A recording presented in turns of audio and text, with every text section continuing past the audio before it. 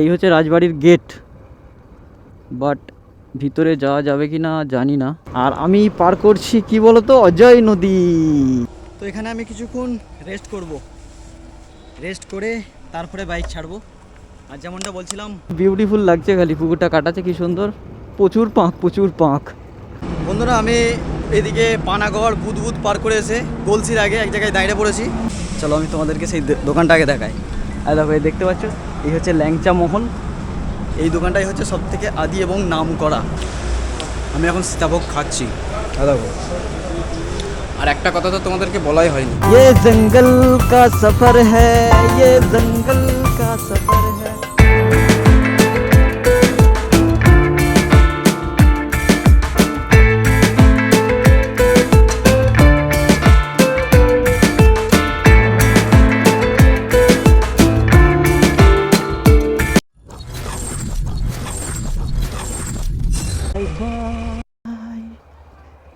চলো এবার যাব আমি হেতমপুর। হেতমপুর এখান থেকে 3 কিলোমিটার দূরে, খুব কাছে, বেশি দূরে নয়।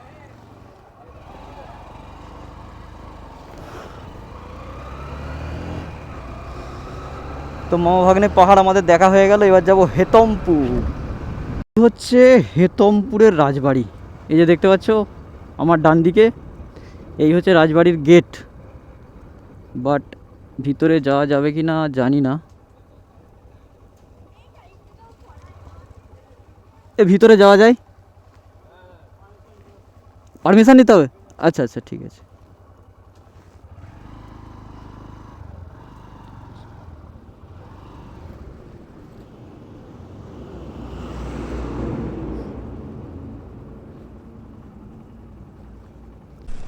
ভিতরে যাওয়া যাবে কি না জানি না, কাউকে তো দেখতেও পাচ্ছি না।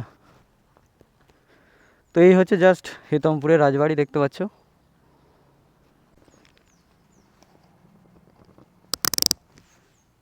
হেতমপুর থেকে বেরিয়ে আমি সোজা চলে এসেছি এখন 14 নম্বর হাইওয়েতে। আর এই 14 নম্বর হাইওয়ে থেকে আমি টোটাল রাইড করে তারপরে গিয়ে পৌঁছাবো আমাদের NH-19 ন্যাশনাল হাইওয়ে।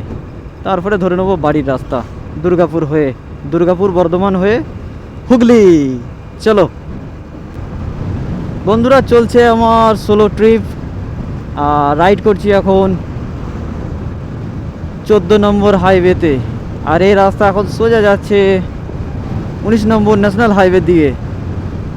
আর মোটামুটি আমি 30 কিলোমিটার রাইড করলে গিয়ে পৌঁছে যাব ন্যাশনাল হাইওয়ে 19।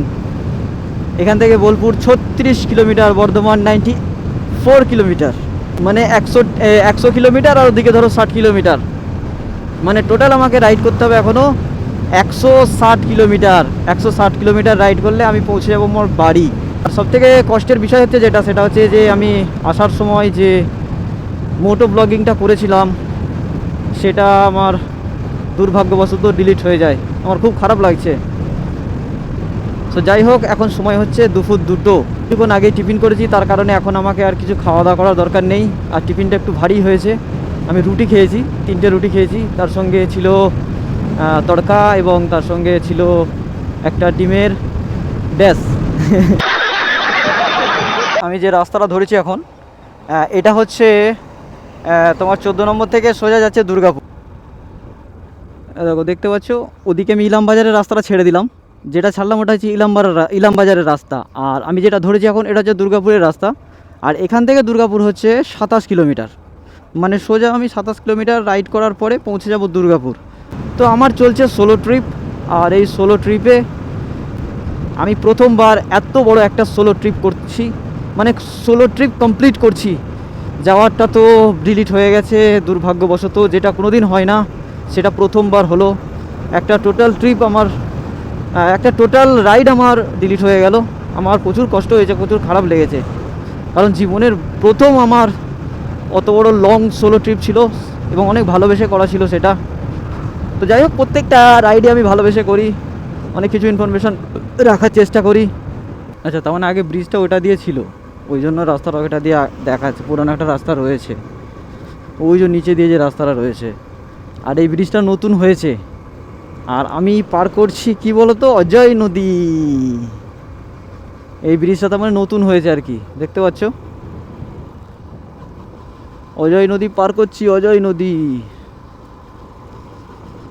নদীতে জল কয় ভাই, নদীতে তো জলই নেই।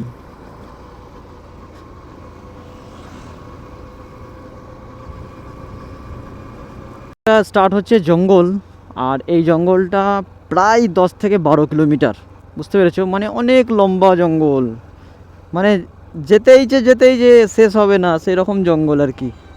এই জঙ্গল শেষ করলেই আমরা মোটামুটি পৌঁছে যাবো বর্ধমানের কাছাকাছি। তো তার আগে আমি একটুখানি রেস্ট করে নেবো এখানে। তো এখানে আমি কিছুক্ষণ রেস্ট করব, রেস্ট করে তারপরে বাইক ছাড়বো। আর যেমনটা বলছিলাম, অনেক লম্বা জঙ্গল আছে এটা। আমরা যেতেইছে মানে প্রায় 8 থেকে 10 কিলোমিটার রাইড করতে হবে, তারও বেশি হয়তো রাইড করতে হবে। তারপরে আমরা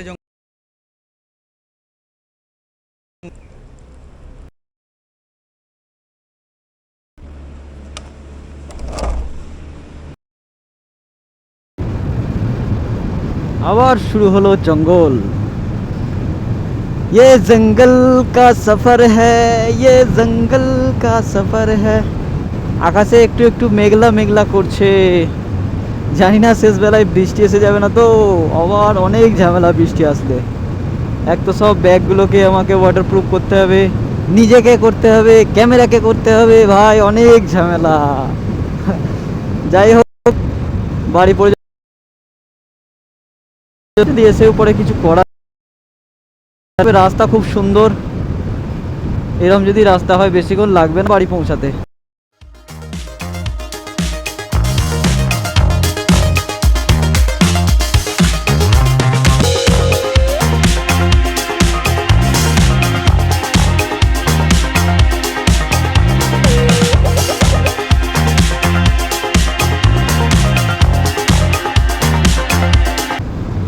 ঠিক মোমেন্টে না সালা প্রবলেম হয় জানো, আমার এই এসডি কার্ডটা প্রবলেম করছে, মানে স্লো হয়ে যাচ্ছে, রেকর্ডিং স্লো করে দিচ্ছে।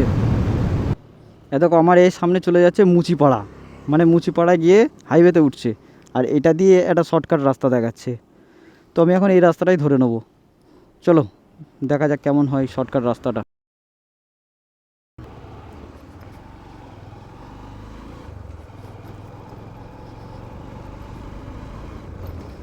ঢালাই রাস্তা, জানি না কেমন হবে। দেখো কি সুন্দর পুকুরটা কাটাচ্ছে, কি সুন্দর করে দেখো, কি বিউটিফুল লাগছে, খালি পুকুরটা কাটাচ্ছে কি সুন্দর। প্রচুর পাঁক, প্রচুর পাঁক, বড় হবে জমি, মানে এটা নিচে থেকে উঠেছে লাল মাটিটা। তো আমি এখন যাচ্ছি মুচিপাড়ার রাস্তা ছেড়ে দিয়ে পানাগড়ের দিকে, আর ধরেছি গ্রামের রাস্তা। আর গ্রামের রাস্তা যেমন হয় বুঝতেই পারছো, কাকিমাদের দেখতে পাবো, এই যে হাঁস ঘুরছে দেখতে পাবো, চুই চুই চুই চুই। তার সঙ্গে সঙ্গে রয়েছে এরকম বাম্পার, ভাই বাম্পারের শেষ নেই রাস্তাটায়। তো বন্ধুরা ফাইনালি আমার সামনে NH-19, এখান থেকে বর্ধমান 55 কিলোমিটার, কলকাতা 156 কিলোমিটার। আর এই 55 আর 56, 156 তার মাঝখানে তার মানে 116 আমাকে এখনও রাইড করতে হবে, তাহলে আমি কিন্তু পৌঁছে যাব আমার বাড়ি। ফাইনালি উঠে পড়েছি NH-19-এ। তো আমি দুর্গাপুর থেকে উঠলাম, মানে দুর্গাপুর আর পানাগড়ের ঠিক মাঝামাঝি উঠলাম আর কি। দুর্গাপুর থেকে উঠলাম বললে চলবে না, দুর্গাপুর আর পানাগড়ের ঠিক মাঝামাঝি উঠলাম NH-19-এ। আর এখান থেকে মোটামুটি 55 কিলোমিটার রাইড করলে আমি পৌঁছে যাব বর্ধমান, আর 114 কিলোমিটার রাইড করলে আমি পৌঁছে যাব কিন্তু আমার বাড়ি। আর দেখতে পাচ্ছ NH-19 একদম ঝকঝক করছে। চলো এবার হু হু করে বেরিয়ে যাব আমরা। দেখো এই যে এইটা হচ্ছে পানাগড়ের বাইপাস, আর এখান দিয়ে আমরা এখন রেল লাইনটা ক্রস করব। নিচে দিয়ে যাচ্ছে রেল লাইন, আর উপর দিয়ে আমরা চলে যাব। আর এই যে এইদিকে হচ্ছে আর্মি ক্যাম্প, বিশাল বড় আর্মি ক্যাম্প।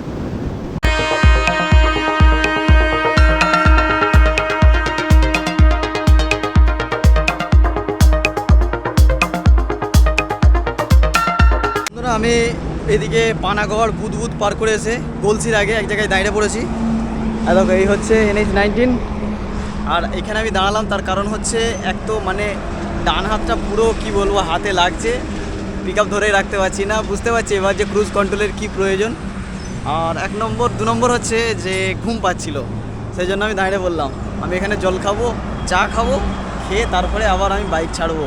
আর সামনেই হচ্ছে গলসি, মানে আর 10 কিলোমিটার রাইড করলে হয়তো আমি গলসি পৌঁছাবো, আর বর্ধমান তার কিছুক্ষণের মধ্যে পৌঁছেই যাব। সো যাই হোক, আমার হাতে এনাফ টাইম আছে, কোনো তাড়া নেই, কোনো রেস করার কিচ্ছু নেই। এইভাবে আরামসে আমি কিন্তু আমার 125 সিসি জিন্দাবাদকে নিয়ে আমি রাইড করতে থাকবো। আর এই দেখো বাস যাচ্ছে। তো আমি এই যে এই ধাবাটায় দাঁড়িয়েছি, দাদা কত ব্যস্ত দেখতে পাচ্ছ তো। আর ওই হচ্ছে আমার বাইক 125 সিসি জিন্দাবাদ। তো মোটামুটি আধ ঘন্টা রেস্ট করলাম এখানে, 3:30 থেকে 4টে পর্যন্ত। ঘুমটা যে পাচ্ছিল, ঘুমটাও কেটে গেল। আর একটা সমস্যা হয়ে যাচ্ছে, সমস্যাটা খুবই গুরুতর।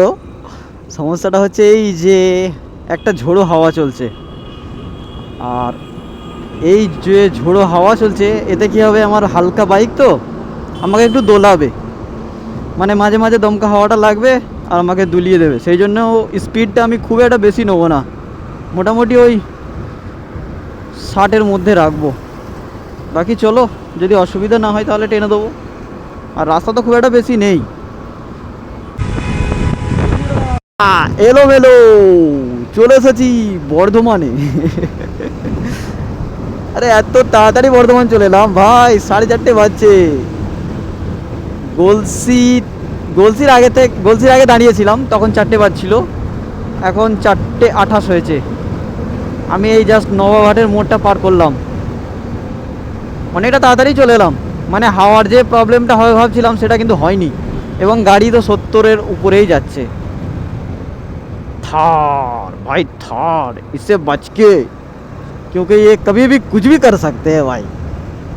नाम भी जैसा है, काम भी वैसा ही है। বন্ধুরা, আমি এখন এসে পৌঁছেছি শক্তিগড়ে। আর শক্তিগড়ের ল্যাংচা জানো বিখ্যাত, সেই শক্তিগড়ে আমি পৌঁছে গেছি। তো ভাবলাম এখান থেকে কিছু নিয়ে যাই বাড়ির জন্য, যেহেতু এসেই গেছি। তো চলো তোমাদেরকে দেখাই সেই বিখ্যাত দোকান, যেখানে বড় বড় তারকারা পর্যন্ত এসে এখানে শক্তিগড়ের ল্যাংচা খেয়েছে। চলো আমি তোমাদেরকে সেই দোকানটাকে দেখাই। আর দেখো, এই দেখতে পাচ্ছ, এই হচ্ছে ল্যাংচা মহল। এই দোকানটাই হচ্ছে সবথেকে আদি এবং নাম করা, বাকি আরও অনেক আছে দোকান। তো চলো আমরা ভিতরে একবার যাই, তোমাদেরকে দেখাই এখানে কী কী মিষ্টি আছে। আর দেখো এখানে দেখতে পাচ্ছ বিভিন্ন রকমের ভ্যারাইটি রয়েছে, বিভিন্ন রকমের মিষ্টি। দেখো এইগুলো, দেখো আমি নতুন দেখছি এইগুলো।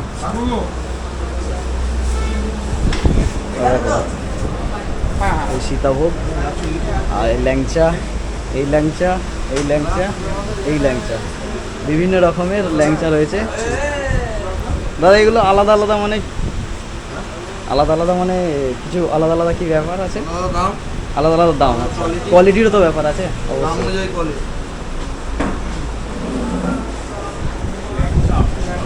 তো ল্যাংচা খাবার হলে অবশ্যই এই ল্যাংচা মহলে চলে আসবে। ল্যাংচা দারুণ দারুণ বিভিন্ন রকমের ল্যাংচা করে। তো আমি নেবো অ্যাকচুয়ালি মিষ্টান্ন সীতাভোগ নেবো, একদম সিল প্যাক করে দেবে, তাই আমাদের নিয়ে যেতেও কোনো অসুবিধা হবে না, পড়ে যাওয়ার ভয় নেই। ও দেখো, দেখতে পাচ্ছ ওখানে কাকা সিল প্যাক করে দিচ্ছে।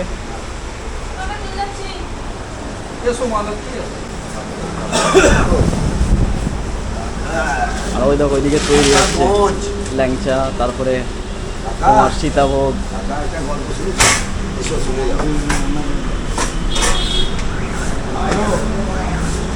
এটা 6 টাকা, এটা হচ্ছে 10 টাকা, এটা হচ্ছে 15 টাকা, আর এটা 20 টাকা পিস, তাই তো? আমি এখন সীতাভোগ খাচ্ছি। দেখো, আর একটা কথা তো তোমাদেরকে বলাই হয়নি, মানে এই ল্যাংচা মহলে বাংলার মহানায়ক উত্তম কুমার কিন্তু এসে ল্যাংচা খেয়ে গেছেন। আর আরেকটা জিনিস, ওনার হাতের লেখা এবং ওনার সিগনেচার মানে অটোগ্রাফ, সেটাও এখানে আছে, তোমাদের দেখাচ্ছি। তারা দেখবে, ওই দেখো, দেখতে পাচ্ছ মহানায়ক উত্তম কুমারের সিগনেচার রয়েছে। বুঝতে পারছো, এখানে কিন্তু উত্তম কুমার সাহেবও এসে ল্যাংচা খেয়ে গেছেন, তার কারণে এই দোকানটার আরও নাম বেশি, সবাই খুঁজে খুঁজে আসে এই দোকানটায়, ল্যাংচা মহল। শক্তিগড় থেকে আমি বাইক আমার ছেড়ে দিয়েছি, আমাকে আর মাত্র 50 কিলোমিটার বাইক রাইড করতে হবে, যার সময় দেখাচ্ছে পুরো 1 ঘন্টা। আর এই হাইওয়েতে যে সময়টা লাগবে তার থেকে বেশি সময় লেগে যায় হাইওয়ে থেকে আমার বাড়ি পর্যন্ত যেতে, কারণ ওদিকের রাস্তা খুব খারাপ। আমি নামবো ধরো গোবিন্দপুরের মোড় থেকে, নেবে আমি আমার বাড়ির দিকে যাব। তার মাঝে পরে একটা রেল গেট, ওই রেল গেটে যদি আমি আটকে যাই তাহলে ওখানেই আধ ঘন্টা বেরিয়ে যায়।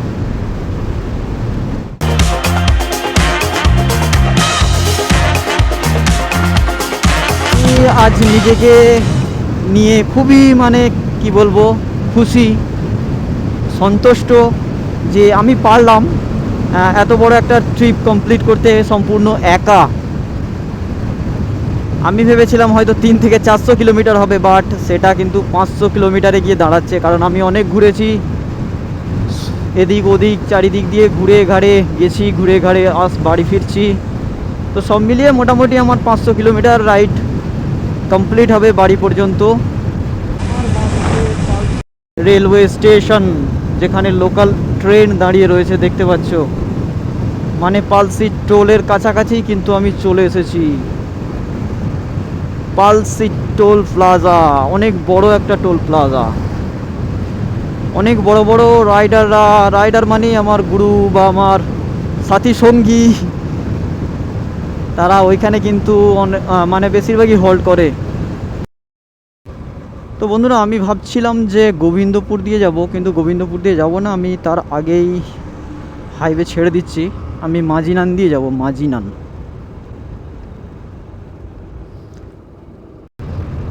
Bye bye NH-19। এই সামনে যে সাবওয়ে আছে এখান থেকে আমি ডান দিকে বেঁকে যাব। এটা হচ্ছে মাজিনান, মাজিনানের সাবওয়ে।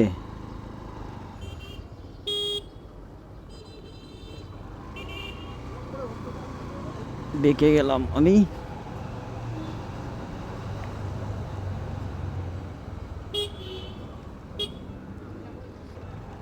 চলো,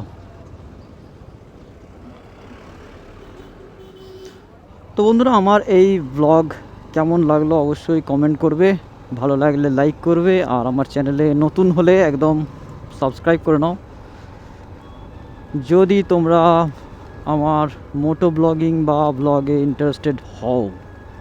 চলো, এবার আমি গিয়ে উঠবো ধনেখালি রাস্তায়।